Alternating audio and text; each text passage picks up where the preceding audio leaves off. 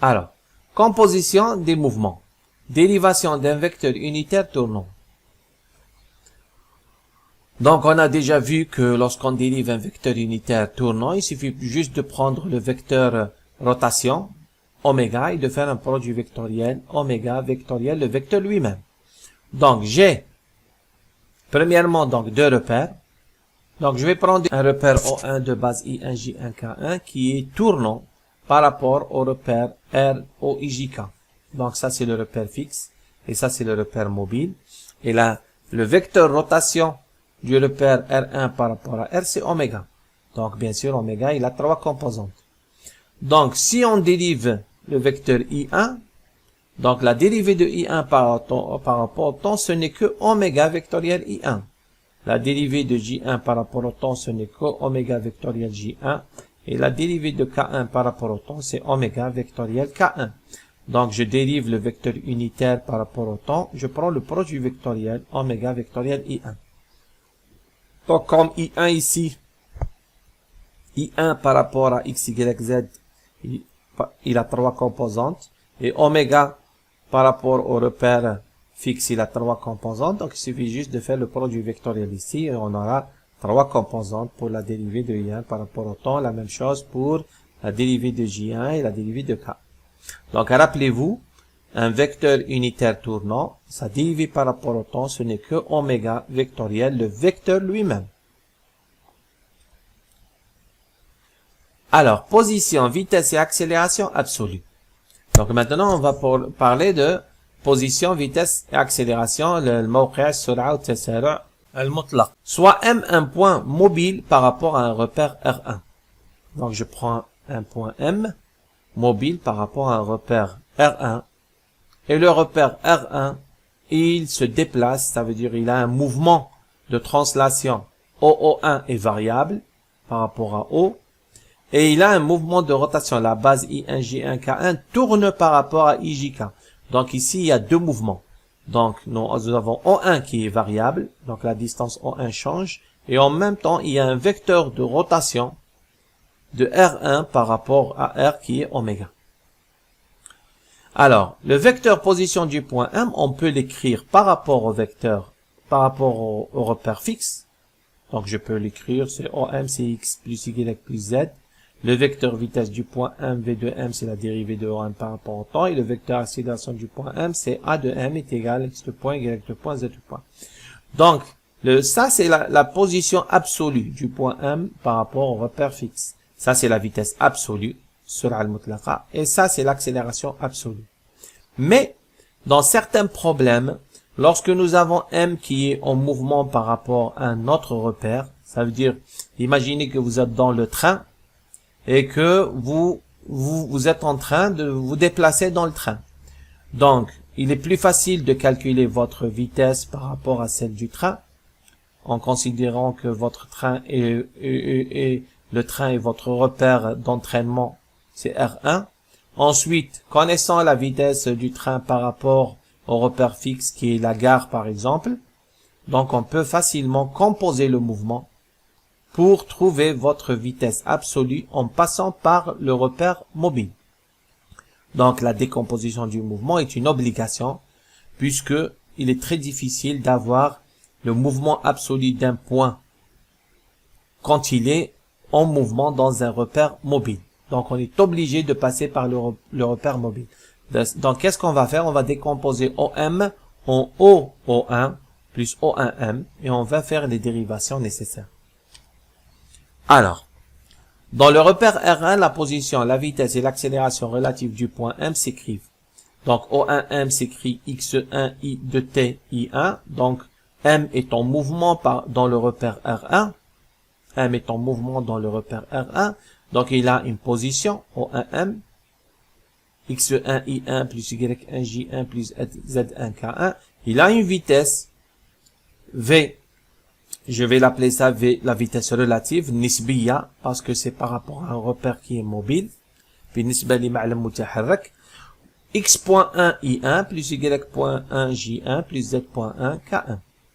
Le vecteur accélération du point M, je dérive toujours, c'est X2.I1 plus Y2.I1 y1 2 point j1 plus z1 2 point k1. Donc ici, je suis en train de travailler dans le repère R1. Donc, dans le repère R1, I1, J1 et K1, c'est une base fixe. Donc, parce que dans la base, dans son repère, elle est fixe. Par rapport au repère fixe, elle se déplace. Alors, maintenant, j'ai les composantes du point M par rapport au repère fixe. Donc, je vais décomposer le vecteur OM et faire la dérivation composée. Alors, dérivons le vecteur position relative de M par rapport au repère fixe R. Alors, je vais dériver O1M, donc c'est M écrit par rapport au repère R1, mais ceci, je vais le dériver dans R. Donc, c'est la dérivée par rapport au temps, par rapport au repère fixe, de x1 i1 plus y1 j1 plus z1 k1. Maintenant, je suis en train de dériver un vecteur par rapport à un repère fixe. Donc, x1 est variable, i1 est variable, y1 est variable, j1 est variable. De même, z1 et k1 sont variables. Donc, il faut tout dériver. Donc, je vais dériver d'abord les premiers termes. Donc, ça fait x.1 i1 plus y.1 j1 plus z.1 k1. Ensuite, je dérive les seconds termes.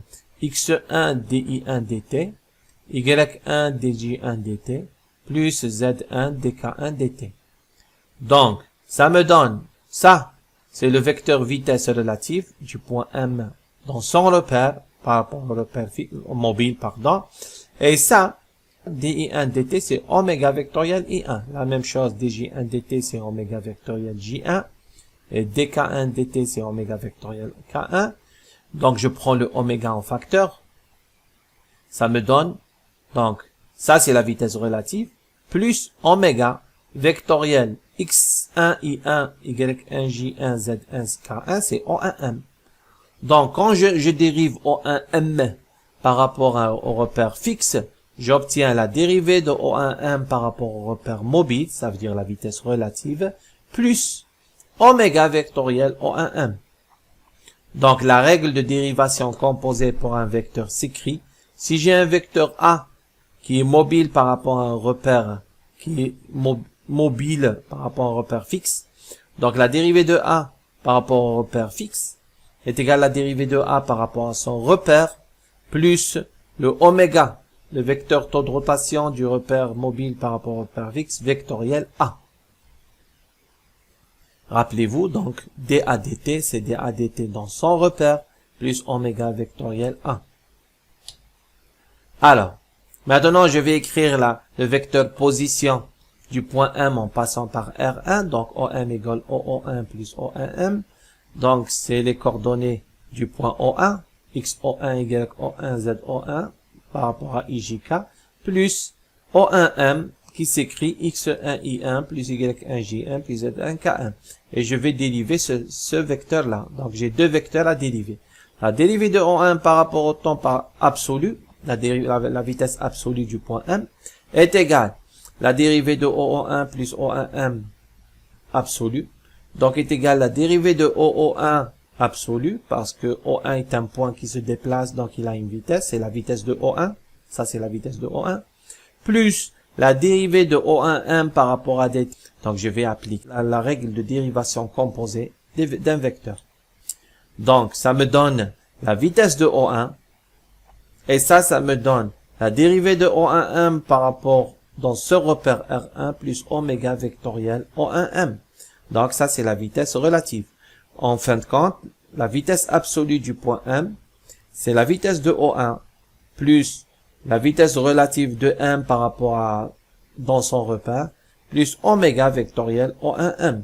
Donc, je peux regrouper la vitesse de O1 et oméga vectoriel O1m parce que ce sont deux vitesses qui sont liées au mouvement du repère mobile. Je vais les appeler la vitesse d'entraînement et ça, c'est la vitesse relative.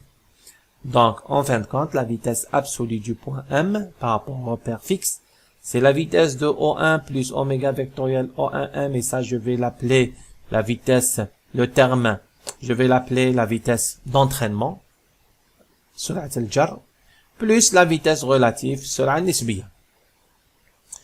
Donc, la loi de composition des vitesses, la vitesse absolue est égale à la vitesse d'entraînement plus la vitesse relative. Sachant que dans la vitesse d'entraînement, il y a deux termes. Donc, maintenant, si le repère se déplace uniquement et ne tourne pas, donc V de O1 serait non nul et oméga vectoriel O1M serait nul puisqu'il n'y a pas de rotation. Maintenant, à l'inverse, si le repère tourne uniquement par rapport au repère fixe, donc la vitesse de A, ce serait 0, on aura un seul terme dû à la rotation du repère. Alors, le vecteur accélération du point M en passant par R1. Maintenant, je vais prendre la vecteur accélération absolue. C'est la dérivée du vecteur vitesse absolue. Et dans le vecteur, la vitesse absolue, il y a trois termes. Rappelez-vous, il y a la vitesse de O1, il y a le oméga vectoriel O1M, et il y a la vitesse relative. Donc, je dérive le premier terme, la dérivée de la vitesse de O1, c'est l'accélération de O1. La dérivée de oméga par rapport au t vectoriel O1M, ça c'est gamma, c'est l'accélération angulaire vectorielle O1M, plus, donc oméga vectoriel.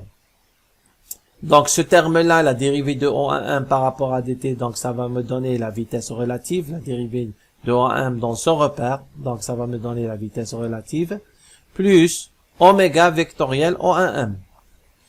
Donc, ça va me donner oméga vectoriel, la dérivée de O1M par rapport à dt, c'est de O1M dt dans son repère, plus oméga vectoriel O1M, plus la dérivée de la vitesse relative par rapport à R. Donc, ça, c'est la vitesse relative de M dans son repère. Donc, c'est un vecteur qui se déplace par rapport à son repère. Et son repère est mobile. Donc, on applique la règle de dérivation composée. Donc, c'est la dérivée de la vitesse dans le repère par rapport à son repère. Ça, c'est l'accélération relative. Plus oméga vectoriel, la vitesse relative. Donc, en tout, je vais regrouper. Donc, j'aurai l'accélération de O1 plus l'accélération angulaire vectorielle O1M plus oméga vectoriel O1M. Donc, ça, si vous voulez, c'est l'accélération normale. Et plus la dérivée de la vitesse relative dans le repère mobile. Donc, ça, c'est l'accélération relative à R. Plus 2 fois oméga vectoriel Vm. Donc, ça, c'est la vitesse relative. 2 oméga vectoriel vitesse relative, ça, c'est une accélération complémentaire ou bien qui est appelée aussi l'accélération de Coriolis. Donc, j'ai à la fin 5 termes. Donc, 3 termes dans l'accélération d'entraînement. Donc, ces 3 termes-là sont dépendants du repère mobile. Donc, si le repère mobile devenait fixe, ces 3 termes-là vont disparaître. Et l'accélération relative, ça c'est l'accélération du point M dans son repère, plus l'accélération complémentaire, c'est 2 oméga vectoriel VR. En fin de compte, la loi de composition des accélérations, l'accélération absolue est égale à l'accélération d'entraînement, plus l'accélération relative, plus l'accélération complémentaire.